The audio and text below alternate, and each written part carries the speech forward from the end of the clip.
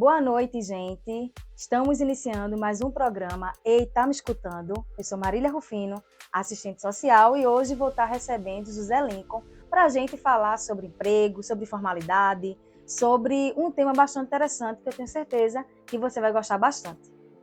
O programa Ei, tá me escutando tem a finalidade de dar voz às pessoas que não têm tanto espaço. E esse é um programa que vai falar justamente sobre isso, sobre temas que são pertinentes para a sociedade. Olá, eu sou José Lincoln. É um prazer estar aqui nesse programa, participar aí desse programa durante esse dia, né? Justamente vamos tratar sobre alguns assuntos bastante interessantes, né? Eu que já tenho um certo tempo aí um trabalho informal, tal, e a gente conversei com Marília, que é a apresentadora do programa, e ela achou interessante tratar sobre esse assunto. Acho que vai ser bem massa. Então, falar sobre informalidade, sobre desemprego, ou falar sobre esse tipo de trabalho autônomo é muito importante porque a maioria dos brasileiros vivem assim. E a gente precisa abordar esse tema até para a gente poder ampliar o debate para que outras pessoas sintam-se contempladas com esse assunto. Nessa discussão toda, nessa conversa, na verdade, que a gente está fazendo, quanto tempo faz que você está nesse trabalho autônomo? Quanto tempo faz que você já está aí desempenhando essa função? Assim, Marília, faz cerca de 16 anos já que eu trabalho assim na informalidade, assim, e o que me despertou a trabalhar nessa informalidade foi justamente que dentro da minha casa eu tinha um pai que ele trabalhava no comércio e era uma empresa privada e tipo nunca tinha tempo para sair com família, tal, até mesmo para adoecer. Exemplo, pai, vá no médico, você está doente, está gripado, tá, não vou por conta do trabalho, por conta desse, daquilo outro. Então, com isso, eu comecei a ir no trabalho informal e, de certa forma, nunca me importei muito em trabalhar em empresa privada, porque, de certa forma, na informalidade, entre aspas, você tem uma certa liberdade, tá entendendo? E daí eu venho aí caminhando até hoje, e assim, até hoje tem dado certo, e eu pretendo aí continuar trabalhando assim, como autônomo e tal. Você falou um ponto bastante interessante, que foi que seu pai não tinha tempo nem para ficar doente. Falou sobre a realidade da sua família, que é a realidade de muitos brasileiros, sobre as dificuldades enfrentadas, né, trabalhar no comércio. E você viu ali no seu ambiente familiar, esse é um caminho para você trazer uma renda para dentro da sua casa. Foi um caminho para você trazer uma renda. Você falou que já faz 16 anos que você está nisso e que meio que acabou se habituando a essa realidade e que não pretende trabalhar em empresa privada justamente por algumas situações. E aí, nessa linha de pensamento, nessa conversa da gente, quais são as dificuldades que você encontra nesse trabalho autônomo e quais são os benefícios? Se pudesse me falar. Assim, a maior dificuldade para mim, vamos lá, é justamente o fato das pessoas que estão ao seu redor, muitas vezes, achar que você tem todo o tempo do mundo para eles. E que qualquer momento você pode parar o seu trabalho para dar uma atenção, fazer isso, aquilo, tal, enfim, dar alguma assistência.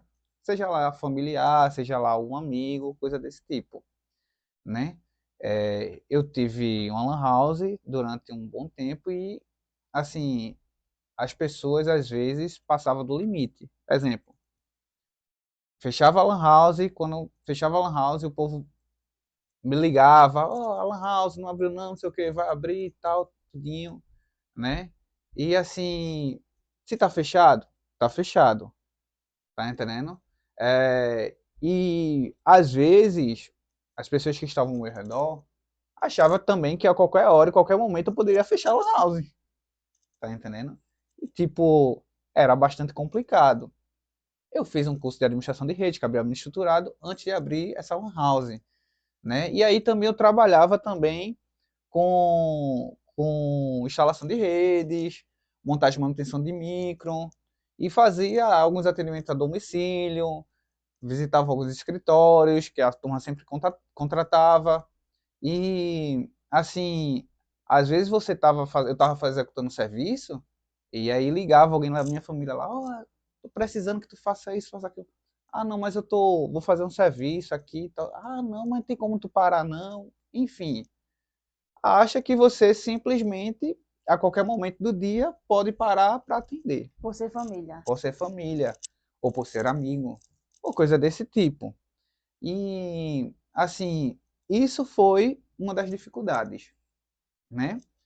Outro ponto é que, de certa forma, realmente, quando você está se sentindo cansado, estressado e que você quer parar, você pode parar.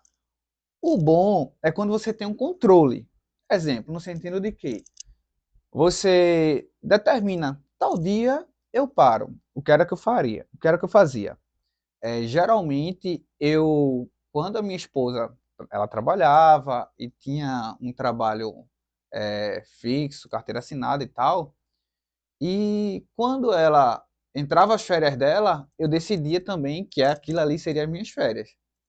Tá entendendo? Muitas vezes eu tirava só 15 dias, só passava 15 dias. Porém, eu parava. Tá entendendo? Então você tinha um controle da situação, coisa que você não teria na empresa, por exemplo. Justamente.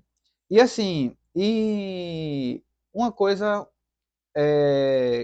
que demorou um pouco para eu me ajustar foi justamente a questão de horário. Exemplo, você ter horário para você abrir a lan house, para você fechar a lan house. Eu também passei um tempo trabalhando como mototaxista e, exemplo, eu tinha horário para sair para rodar, eu tinha horário para parar. Quando dava tal hora, eu parava.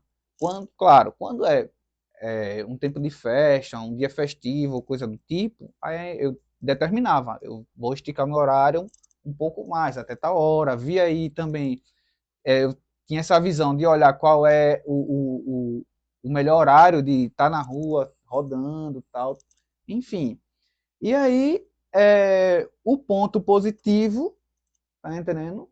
É isso, o controle, É né? esse, você poder ter o controle. Você não deixar que outra pessoa te imponha, assim, colocando para você, tu tem que estar aqui tal hora, Sim. tem, enfim, independentemente do que aconteça, tu tem que estar, né? Então, a vantagem é mais ou menos essa, tá entendendo? É, e eu digo mais, o ponto negativo, quando eu falo do ponto negativo, que eu falo das pessoas dizer, não entender que você não pode parar a qualquer momento, eu não falo de uma questão de urgência. Por exemplo, se minha esposa estiver em casa passando mal, ou alguma coisa do tipo, é mais fácil eu poder parar o meu trabalho, já que sou autônomo, e ir lá ajudar, dar uma força, resolver aquela situação. Já se for numa empresa, eu tenho que pedir uma autorização do supervisor, de um gerente, de coisa desse tipo. Então, o ponto positivo, no meu ponto de vista, para mim, É a é esse, a flexibilidade. flexibilidade, justamente. O trabalho informal atinge diversos brasileiros, faz parte de diversos brasileiros. É importante a gente deixar registrado que esse crescimento teve um aumento muito grande na pandemia, durante a pandemia. Muitas famílias tiveram que criar novas estratégias para ter uma renda, porque muitas pessoas perderam seus empregos e, inclusive, a gente não pode deixar de falar que muitas pessoas morreram e muitas pessoas que morreram eram as pessoas que eram as provedoras desse lar. Então, muitas mulheres ficaram viúvas e não trabalhavam e tiveram que trabalhar, vender, fazer doces, enfim, trabalhar nesse ramo. E esse trabalho informal precisa ser discutido por políticos, enfim, a gente precisa falar sobre isso dentro das políticas públicas, porque essas pessoas precisam ser observadas. Elas não estão invisibilizadas, elas existem e é sobre isso que a gente está tratando hoje. Lincoln, você falou que você rodou mototáxi, iniciou aí nesse ramo, já teve uma lan house, você hoje está como motorista de aplicativo. Você sofreu preconceito? Porque as pessoas às vezes olham de fora e talvez enxerguem de uma maneira diferente, como se não ganhasse dinheiro, ou se fosse uma forma mais difícil de ganhar dinheiro, porque a gente vive muito em um país padronizado de aparências, né? Que as pessoas elas valorizam as pessoas que estão ali com terno, dentro do escritório, no ar-condicionado, e não valorizam de fato esses trabalhadores. Isso é muito ruim, Porque eu estava aqui lembrando quando nós tivemos a paralisação dos motoristas e todo mundo ficou sem gasolina. E ali naquele momento, muitas pessoas valorizaram ou entenderam a importância de um motorista. Entenderam que precisava de um motorista para que a gasolina chegasse, os medicamentos, os alimentos para abastecimento. Então, nós temos muitas profissões, muitas funções invisibilizadas no Brasil. E a sua é uma delas, né? Essas que você passou. Você sofreu preconceito? Assim, Marília, de certa forma, quando as pessoas olham para você, você diz assim, não, eu tenho um curso disso, ou curso daquilo, as pessoas te colocam, vai te classificando, digamos assim, elas vão te classificando. Exemplo, você sabe, você é uma pessoa que já tem um currículo muito bom, e assim, a cada vez que você vai conquistando esses currículos, as pessoas vão te colocando num patamar bem diferenciado. E assim, ok, você tem que ser reconhecido, tá entendendo? Mas você não deve desvalorizar aquela pessoa que tem um currículo mais baixo que o seu, tá entendendo? Até porque toda função ela é importante, tá entendendo? Extremamente importante. Digamos assim, eu rodei mototáxi, hoje não rodo mais, mas eu não vejo uma cidade como a nossa sem mototáxi. Não consigo enxergar isso hoje. Todo mundo hoje em dia precisa do mototáxi, todo mundo precisa do motoboy, tá entendendo? Porque muitas vezes eu tô em casa, tô cansado, não tô aguentando nem dirigir mais, aí a pessoa vai lá e solicita um alimento, uma coisa ou outra, quem é que leva? O motoboy. Quem é que leva? Sobretudo, O mototáxi. sobretudo os bairros que não foram planejados da forma correta, que não tem Kombi, não tem van, e eles vivem exatamente de mototáxi, porque são bairros distantes do centro. Então, muitas famílias que não têm carro, nem toda família tem carro. Então, essas famílias dependem dos mototaxistas. E é muito comum a gente observar quando tem feriado, por exemplo, quando os mototáxis não estão, ou eles trabalham até meio-dia, como ontem, por exemplo, como dia 1º de maio. Então, assim, a gente percebe que essas pessoas elas ficam muito sem ter como sair dali. Ou vai a pé, ou arruma outra forma. Mas, assim, em cidades como a nossa, como Moreno, a gente precisa ter um planejamento. E os mototáxis, eles fazem parte desse suporte a essas famílias. Então, assim, eu sempre falei isso para várias pessoas, né? Todo mundo ele vai ter toda e qualquer pessoa ele tem a sua importância. Toda funcionalidade ela é importante, tá entendendo? Você ser um garim, você ser um mototáxi, você ser um pedreiro, sabe? E assim, quando eu contrato um pedreiro para fazer um serviço na minha casa, né? Eu geralmente procuro colocar ele, para mim ele ali é o cara. Porque tem coisa ali que ele sabe o que eu não sei. Um monte de coisa lá que ele vai saber e eu não sei. Tá entendendo? Então, é, no volante, eu sou o cara na frente dele. Como pedreiro, ele é o cara na minha frente. Então, todo mundo ele tem que ser valorizado é, na sua profissão, naquilo que ele se dispõe a fazer, no seu trabalho, sabe? E assim, e interessante que tem pessoas nesses trabalhos informais que eles são preconceituosos com ele mesmo, tá entendendo? Digamos assim, tinha uma pessoa que lá no ponto onde eu rodava mototáxi, que ele dizia que nunca via feira de mototáxi, porque mototáxi só saía com sacolinha, tá entendendo? Como se mototáxi não tivesse a grana para fazer sua feira, onde eu conheço várias pessoas que sustentam sua família, tá entendendo? Através de uma moto, sendo mototáxi, sendo motoboy. Só basta ter organização. Feito eu falei no início. Organização de horário, tá entendendo? Organização de responsabilidade, saber de que de tal hora eu preciso ir para a rua trabalhar, enfim, é sobre isso. E assim, é, com esse preconceito, de certa forma, né, a gente vê em vários aspectos, né? Não só na área de trabalho, não só na área de trabalho, mas até mesmo na área do próprio estudo mesmo, né? Tem gente que considera o filho de fulaninho porque estuda no colégio particular e não considera o filho de fulaninho porque já estuda no colégio público.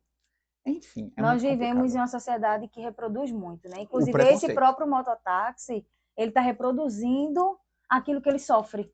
Então, é uma coisa, é uma discussão realmente estrutural e que é importante a gente estar falando sobre isso, justamente para que esse tema venha a servir de pauta em vários espaços que a gente ocupa. Como a conversa está muito boa, eu gostaria de oferecer para você um chá gelado, já que você não está tomando café, né, no momento. Então, aí um chazinho gelado. Ai, Temos os biscoitinhos aqui aí tá também. certo. Tava demorando, hein?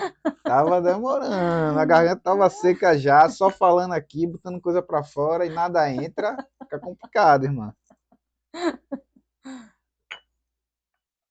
Então, vamos dar continuidade. Pode ficar à Calma. vontade, viu, Deixa eu comer a Lincoln? bolachinha aqui, ó. Pode ficar à vontade. Então, a construção da cidade depende de vários aspectos, de vários pontos que não são discutidos, como você já vem falando. Eu separei aqui alguns pontos que precisariam ser discutidos dentro disso que você está falando. A questão das políticas públicas para essa categoria, discussões mais efetivas nos espaços que são importantes para a sociedade. Que espaços são esses? Nas escolas, em praças públicas, nas câmaras de vereadores. Então, nós temos espaços importantes. Por que eu falo na escola? Porque muitas vezes esses preconceitos, eles surgem ali, dentro dessa escola. Um coleguinha falando, outro coleguinha falando, até mesmo com falta de respeito com o pai daquela outra criança que desempenha essa função. E isso não é corrigido, né? De que maneira? Não se discute dentro da escola sobre os trabalhos, sobre as funções que as pessoas têm. E dentro de casa, as famílias precisam também discutir sobre isso, sobre a dignidade que é exercer um trabalho como esse. E essas políticas públicas para a categoria, quando elas não são discutidas, quando o governo ele não pensa nesse mototáxi com o trabalhador, que traz rendimentos para o município, porque ele faz a economia girar. Por quê? O mototáxi que leva aquela pessoa ou aquela outra pessoa, o dinheiro que ele recebe, ele vai gastar onde? No município, no mercadinho do bairro, na padaria, no comércio. Enfim, ele faz com que aquela economia gire. Então, esse mototáxi, ele é fundamental para a economia dessa cidade. E ele não é incluído, muitas vezes, em sua maioria, nas discussões. A questão do mapeamento. Quantos mototaxistas existem no município? Quantos motoristas de aplicativo existem no município? Porque o mapeamento, ele permite que essas políticas públicas sejam criadas. Quantas pessoas existem nessa formalidade? Quantas pessoas existem nesse trabalho autônomo? A partir daí, a gente vai poder construir política pública. E a questão de controle, por quê? Com esse mapeamento, eu vou ter controle. Na cidade de Moreno, nós temos tantos motoristas de aplicativo, nós temos tantos mototáxis. A partir disso, eu vou construir alguma coisa com eles, seja uma reunião, uma associação, enfim. Existem ideias aí que podem ser pensadas para frente. Então, você, Lincoln, nessa conversa da gente, o que é que você acha que poderia existir? Você acha que não que tem esse controle ou não? Esse mapeamento? Se já teve algum momento alguma conversa? Você já participou de alguma conversa? Assim, Marília, eu participei de várias conversas já. Quando eu era mototáxi, participei de reuniões com o secretário, na época com o Elmo, né? Participei também na gestão de Dilcinho, não lembro qual era o secretário, mas eu também participei também na reunião lá com o secretário. Inclusive, foi alguns vereadores lá que estavam no legislativo lá e teve até alguns protestos, né? Porque estava naquela resenha, se emplaca, bota a placa vermelha, se não bota a placa vermelha, faz curso, se não faz curso, é, A colocaram troca lá, de colete também, não foi? colocaram lá uns coletes lá que era obrigatório, os coletes sinalizados. Na época eu achei um absurdo, porque os coletes estavam em torno de R$ 160 a R$ 200. E aí você tinha que comprar aquele colete, e aí você tinha que pagar mais R$ 300 de curso, né? Enfim, tinha que classificar a habilitação, né? Para exercer atividade remunerada. E tudo isso. Tinha que se parar também de rodar justamente para se fazer os cursos.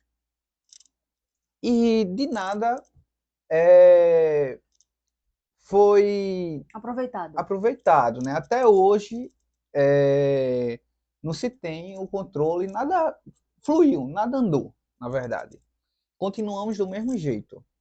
De nada, não foi válido as reuniões que se teve, né? E hoje, saindo do meio do grupo de mototáxi e passando a entrar no meio do grupo do Uber, hoje a gente tem várias reuniões, só que as Mas vocês que organizações organizam. é entre nós mesmos, tá entendendo?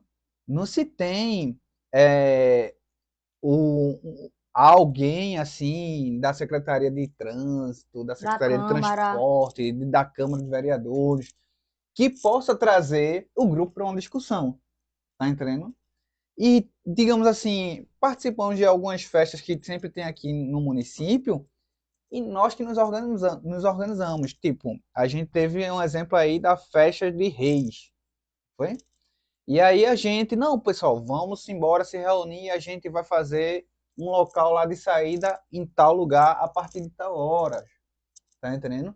Então a gente que tem um grupo do WhatsApp, a gente que se comunica, né? A gente que tá ali se ajustando e nos organizando, né?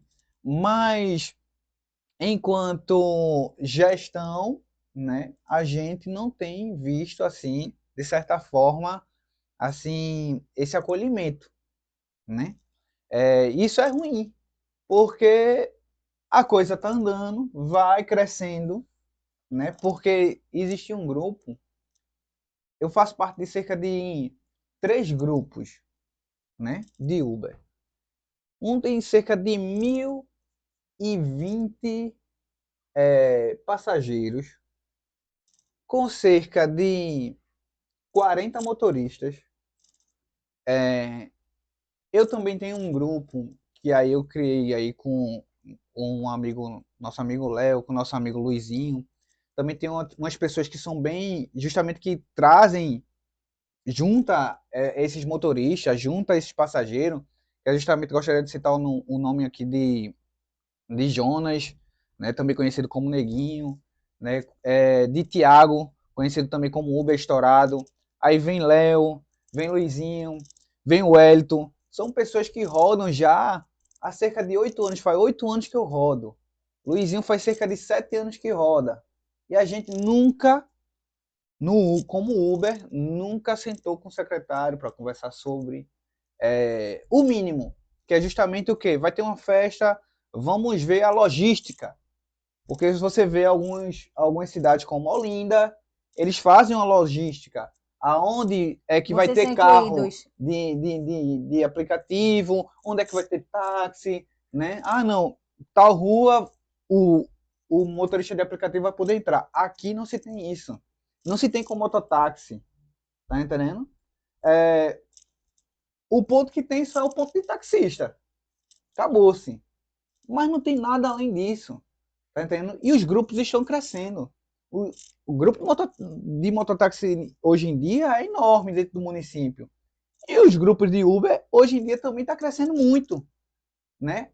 Só que é uma coisa que é desorganizada e está desorganizada. E com isso, muitas pessoas, muitos usuários, pessoas que usam carros de aplicativo, diz assim, aqui em Moreno é muito difícil de, às vezes, de encontrar um Uber no aplicativo e coisa e tal.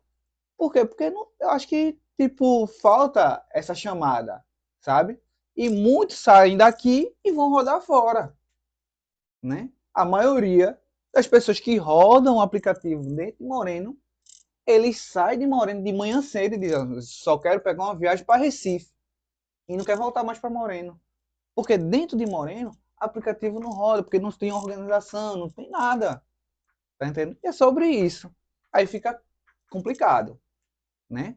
Mas, assim, estamos aí sempre tentando nos organizar da nossa forma, do nosso jeito, né? E com certeza a coisa fluiria muito melhor se a gente tivesse uma ajuda justamente do legislativo, do executivo, se a gente tivesse um mínimo de visibilidade. O mínimo, precisava ser muita coisa não. Para mim, a coisa ia andar bastante. Gostaria de agradecer a você, Lincoln, por essa conversa, por você ter trazido um tema que é muito importante, mas pouco debatido, sobretudo pelas autoridades. Falar sobre trabalho informal, sobre trabalho autônomo, falar sobre mototáxi, sobre motoristas de aplicativo, porque é a sua realidade. E você construiu aí, durante 16 anos, uma vida baseada nessa realidade. E é muito bom receber você aqui, ver que você lembrou dos seus amigos, lembrou dos seus colegas que estão aí na luta, se organizando. Bom seria se esses espaços fossem ampliados. Mas eu gostaria de agradecer de coração por aceitar e trazer para a gente essa discussão, que foi muito, muito especial. Sim, eu que agradeço pela abertura desse espaço, desse momento, né? A gente sempre está aí disposto a dialogar, né? Às vezes que a gente teve a oportunidade até de procurar procurar um vereador para conversar sobre, né? Para abrir uma audiência pública, a gente, como eu já tinha falado, né? Que a gente já participou de outras situações lá, a gente sempre estava presente. E se você chamar um mototáxi, se você chamar, sempre vai ter alguém lá que vai representar aquele grupo, tá entendendo? Seja lá um grupo mototáxi, seja lá um grupo de Uber, né? Porque tem representatividade. Só que, na verdade, não se existe espaço, tá entendendo? É muito difícil de você conseguir um espaço, né? A gente tem várias pessoas aí há bastante tempo aí no ramo aí, nessa caminhada, e que não tem espaço. A verdade é essa. Né? Eu conheço tem um cara que roda mais tempo do que eu aí, que muita gente conhece dentro Moreno, que se chama Igor Viagem. Igor é um cara que é muito viaja para longe, já foi para Brasília e pega viagem distante, tá entendendo? E assim, é um cara que nunca entrou dentro de um legislativo para discutir uma melhoria para essas organizações, desses grupos de Uber, né? E ele Enfim, não entrou porque não teve abertura, não nunca teve. teve abertura, sabe? De sentar e dialogar, mas assim, é um espaço muito importante que vocês estão abrindo, né? E assim, só tenho a agradecer mesmo, de coração, estamos na luta aí, tá? Obrigado mesmo. Obrigada. Esse foi mais um programa Eita Me Escutando. Tivemos a honra de receber aqui José Lincoln para falar sobre informalidade, sobre desemprego, sobre trabalho, sobre autônomo, ser autônomo. E foi uma conversa muito boa porque a gente pôde aprender mais sobre essa categoria de mototaxista, sobre motoristas de aplicativo. E uma das mensagens que ficam é que as pessoas não podem ser rotuladas dentro dos padrões impostos pela sociedade, porque cada um desempenha a sua habilidade. Cada um é importante dentro daquilo que ela aprendeu a fazer. E a gente precisa valorizar isso. A gente não pode alimentar o preconceito muito presente ainda na sociedade de forma estrutural. A gente precisa lutar para que essas pessoas tenham os seus direitos garantidos, seus direitos trabalhistas, né, baseados dentro daquilo que eles aprenderam a fazer e que eles fazem, porque nós dependemos de mototaxistas, de motoristas, cada um precisa um do outro para poder fazer dar certo. Então, que as autoridades, que os espaços entendam isso e promovam essa discussão para que a gente consiga melhorar o espaço e o mundo que a gente vive. Já pode sair também, Tânia. Pode sentar. Coitada. Fala o ponto. Pode falar já? Pode, tá gravando aí. Tempo que a gente vai se arrumando. Será aqui. que as pessoas perceberam que a gente era marido e mulher? Quando tu disse, não, porque minha esposa precisar, a esposa era eu. Como, meu filho, que eu fiz?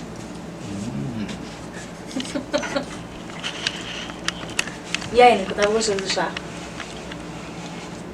Que delícia. Eita. Há 16 anos que tu tá nesse trabalho. É o tempo que a gente tá junto. Então, de certa forma, eu ajudei nisso, né?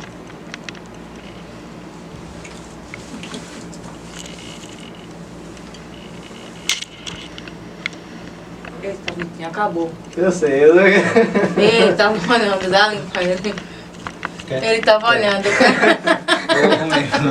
não tenho que ficar esperando isso, senão. Obrigado.